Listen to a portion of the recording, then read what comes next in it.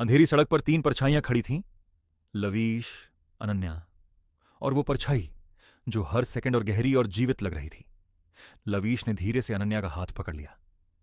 ये तुम्हारे ही जैसा क्यों लगता है? अनन्या की आवाज कांप रही थी।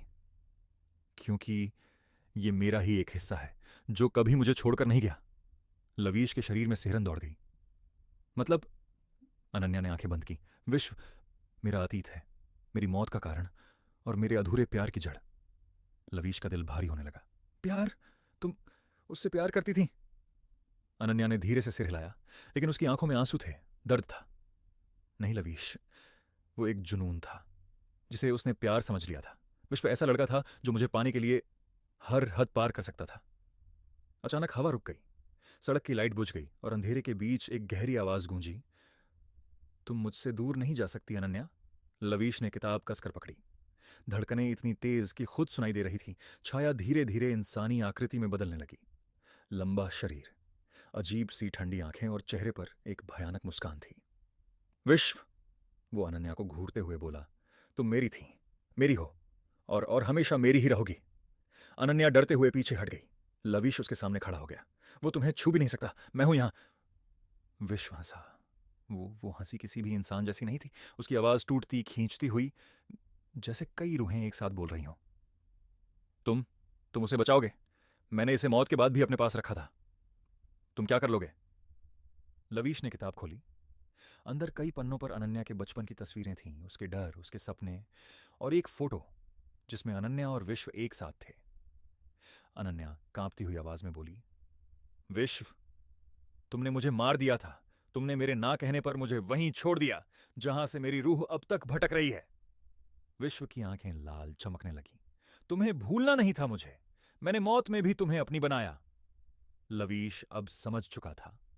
अनन्या मर चुकी थी और उसकी रूह विश्व की पकड़ में अटकी हुई थी। उसने किताब के उस पन्ने पर हाथ रखा जहां अनन्या की आखिरी लिखी हुई पंक्ति थी, अगर कोई मुझे सच में समझेगा तो वो मुझे आजाद कर देगा। लवीश ने अनन्या की तरफ देखा। उसकी आंखों में डर नहीं, भरोसा था। मैं तुम्हें आजाद करूंगा, चाहे इसके लिए मुझे खुद अंधेरे में उतरना क्यों ना पड़े। विश्व गुर्राया। अगर तुमने उसे मुझसे छीनने की कोशिश की तो तुम अगला नाम बनोगे इस किताब में। लवीश आगे बढ़ा। आज ये कहानी मैं खत्म कर दूंगा।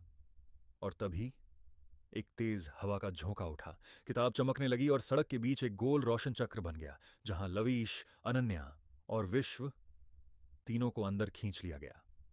अंधेरा, चीखें और एक नई शुरुआत। अब असली लड़ाई शुरू होने वाली थी। धीरे धीरे पूरी सड़क फिर से सन्नाटे में डूब गई। पोर्टल की चमक गायब हो चुकी थी और लवीश, अनन्या तथा विश्व तीनों अंधेरे की गहराइयों में खो चुके थे। अब वहां सिर्फ ठंडी हवा, टूटी हुई लाइट और एक धीमी फुसफुसाहट बची थी। कहानी अभी खत्म नहीं हुई। लवीश और अनन्या का सफर अब पहले से ज्यादा खतरनाक होने वाला है। अगले पार्ट में सच का सामना, अतीत की अदालत और मौत के पार छुपा सच सामने आने वाला है। अगर आप भी जानना चाहते हैं कि क्या लवीश अनन्या को बचा पाएगा या विश्व की रूह उन्हें हमेशा के लिए कैद कर लेगी, तो इस वीडियो को लाइक, शेयर और सब्सक्राइब करना ना भूलें, क्योंकि कहानी अब और भी डरावनी होने वाली है। पार्ट 5, अंधेरों की अदालत, कमिंग सून।